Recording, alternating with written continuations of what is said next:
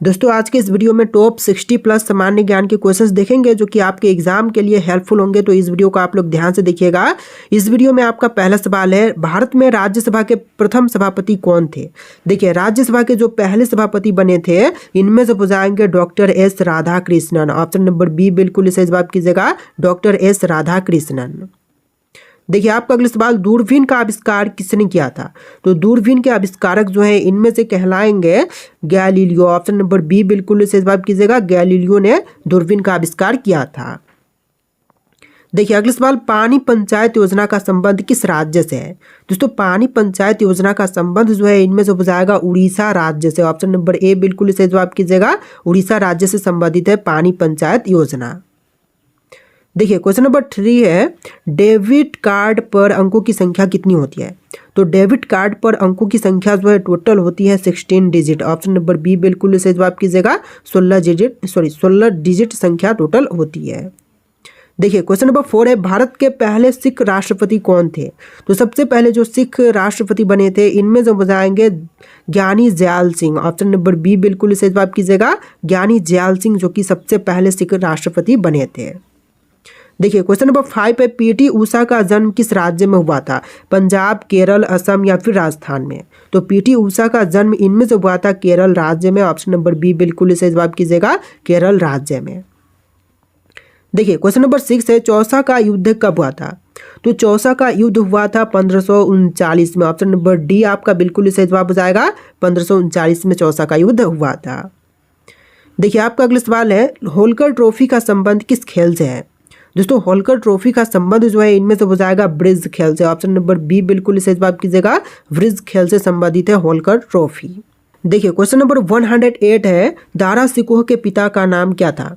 दोस्तों दारा सिकोह के पिता का नाम इनमें से हो जाएगा शाहजहां। ऑप्शन नंबर डी बिल्कुल सही जवाब कीजिएगा, शाहजहां।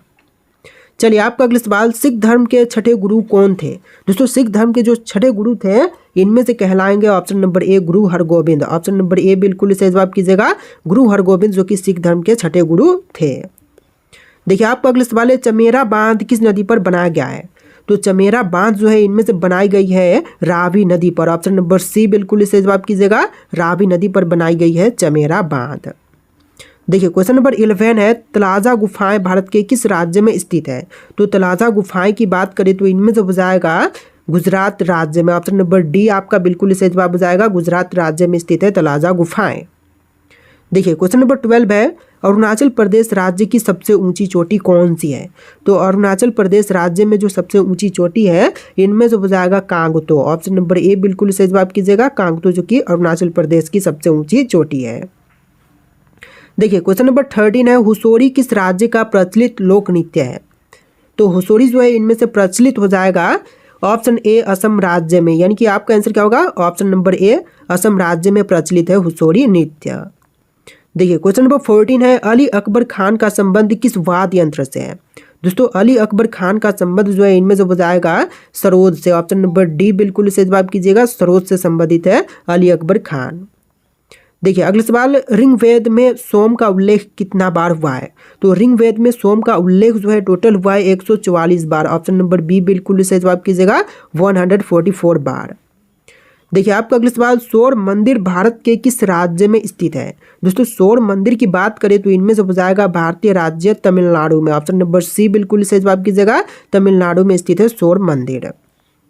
देखिए आपका अगला सवाल है, ब्रज की भूमि रूप में किस देश को जाना जाता है। तो ब्रज की भूमि के रूप में जो देश इनमें से जानी जाती है यह देश हो जाएगा भूटान। ऑप्शन नंबर ए बिल्कुल सही जवाब कीजिएगा, ब्रज की भूमि के रूप में जानते हैं भूटान देश को। देखिए आपका अगला सवाल, लिट्टी चोखा किस राज्य का प्रसिद्ध व्यंजन है। तो लिट्टी चोखा जो है इनमें से प्रसिद्ध व्यंजन बिहार राज्य का हो जाएगा। ऑप्शन नंबर ए बिल्कुल सही जवाब कीजिएगा, बिहार राज्य का। देखिए क्वेश्चन नंबर 19 है, तुंगभद्र नदी का प्राचीन नाम क्या था। दोस्तों तुंगभद्र नदी का जो प्राचीन नाम था इनमें से हो जाएगा ऑप्शन नंबर का बी पंपा, जो कि प्राचीन नाम था तुंगभद्र का। ऑप्शन नंबर बी बिल्कुल सही जवाब कीजिएगा। देखिए क्वेश्चन नंबर 20 है, एलोरा की गुफाओं में कुल कितने मठ और मंदिर हैं। दोस्तों एलोरा की गुफाओं में मठ और मंदिर की संख्या जो है टोटल हो जाएगा 34।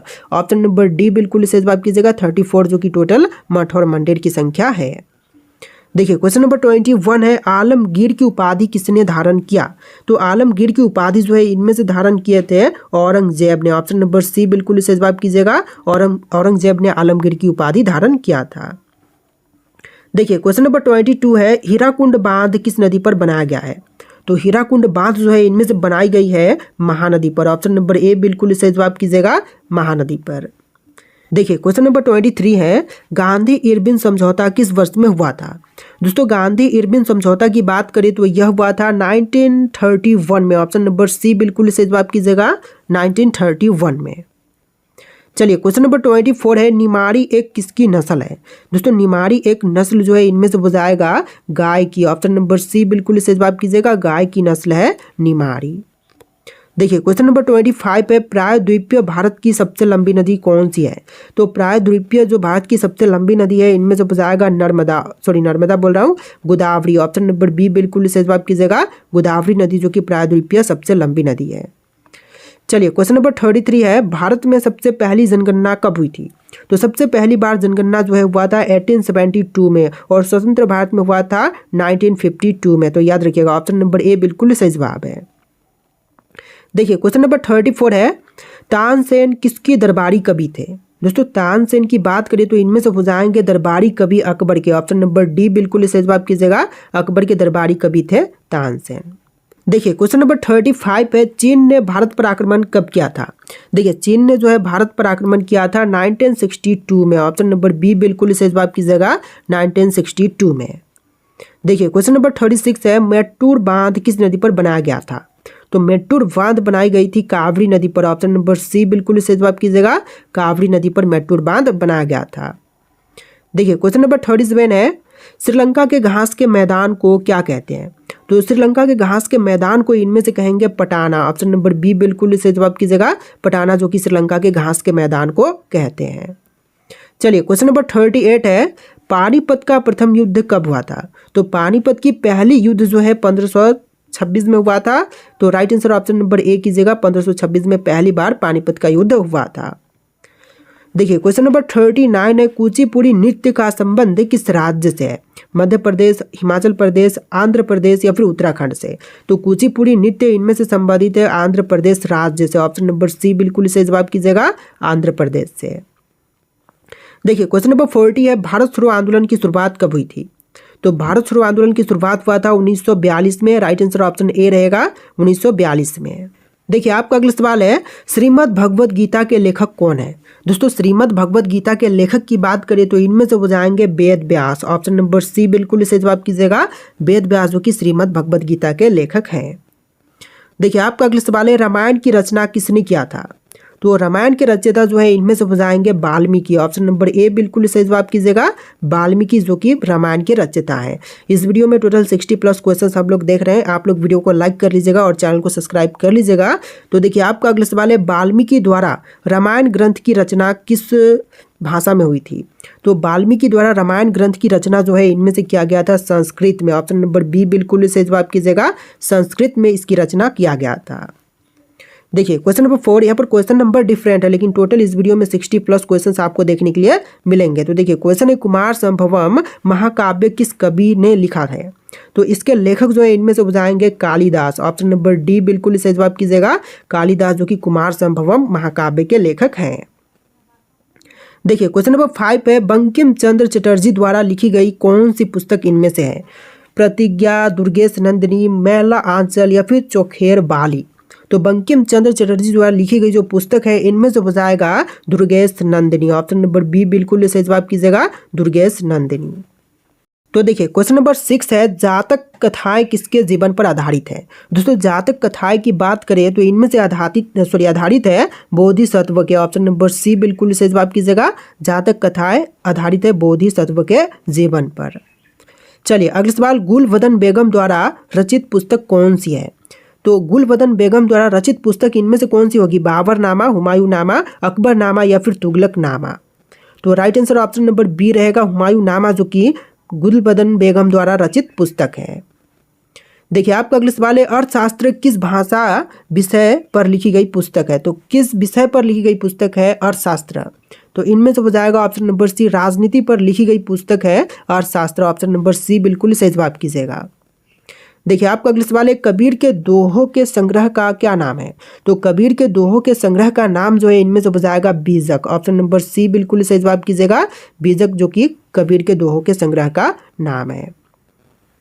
देखिए आपका अगला सवाल है, पंचतंत्र के रचनाकार कौन है? दोस्तों पंचतंत्र के रचनाकार जो है इनमें से हो जाएंगे Vishnu Sharma. Option number B बिल्कुल सही जवाब कीजिएगा, विष्णु शर्मा, जिन्होंने पंचतंत्र की रचना किए थे। देखिए अगला सवाल, किस मुगल शासक ने अपनी आत्मकथा लिखी है? देखिए अपनी आत्मकथा लिखने वाले मुगल शासक जो है इनमें से हो जाएंगे बाबर। ऑप्शन नंबर ए बिल्कुल सही जवाब कीजिएगा, बाबर ने अपनी आत्मकथा लिखी है।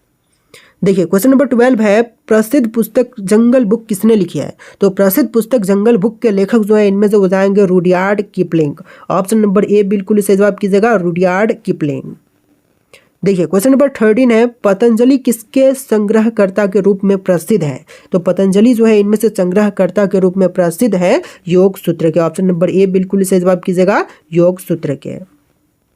देखिए क्वेश्चन नंबर 14 है, हिंदू विधि को सर्वप्रथम संहिताबद्ध किसने किया था? तो सबसे पहले हिंदू विधि को संहिताबद्ध करने वाला इनमें से हो जाएगा मनु। ऑप्शन नंबर सी बिल्कुल सही जवाब कीजिएगा, मनु। देखिए आपका अगला सवाल है, किस भारतीय लेखक ने प्रसिद्ध पुस्तक मानसरोवर लिखी है? तो प्रसिद्ध पुस्तक मानसरोवर के लेखक जो है इनमें से हो जाएंगे प्रेमचंद। ऑप्शन नंबर ए बिल्कुल सही जवाब कीजिएगा, प्रेमचंद, जिन्होंने प्रसिद्ध पुस्तक मानसरोवर लिखा है। देखिए आपका अगला सवाल, मुद्रा राक्षस के रचयिता कौन है? दोस्तों मुद्रा राक्षस के रचयिता जो है इनमें से हो जाएंगे Vishakha Datta. Option number C बिल्कुल सही जवाब कीजिएगा, विशाखा दत्त, जो कि मुद्रा राक्षस के लेखक है। देखिए आपका अगला सवाल, अर्थशास्त्र पुस्तक के लेखक कौन है? दोस्तों अर्थशास्त्र पुस्तक के लेखक इनमें से हो जाएंगे चाणक्य। ऑप्शन नंबर ए बिल्कुल सही जवाब कीजिएगा, चाणक्य, जिन्होंने अर्थशास्त्र की रचना किए थे। देखिए क्वेश्चन नंबर 18, हितोपदेश नामक पुस्तक के लेखक कौन है? तो हितोपदेश नामक पुस्तक के लेखक इनमें से हो जाएंगे नारायण पंडित। ऑप्शन नंबर बी बिल्कुल सही जवाब कीजिएगा, नारायण पंडित द्वारा रचित है हितोपदेश। देखिए अगला सवाल, प्राचीन भारत के किस कवि ने मेघदूत की रचना की थी? तो प्राचीन भारत के वे कवि जिन्होंने मेघदूत की रचना की तो इनमें से हो जाएंगे कालिदास। ऑप्शन नंबर डी बिल्कुल सही जवाब कीजिएगा, कालिदास द्वारा रचित है मेघदूत। देखिए क्वेश्चन नंबर 20 है, पुस्तक राज तरंगिणी के लेखक कौन है? दोस्तों पुस्तक राज तरंगिणी के लेखक इनमें से हो जाएंगे कलहन। ऑप्शन नंबर सी बिल्कुल सही जवाब कीजिएगा, कलहन। चलिए क्वेश्चन नंबर 21 है, प्रसिद्ध पुस्तक आनंद मठ के रचयिता कौन है?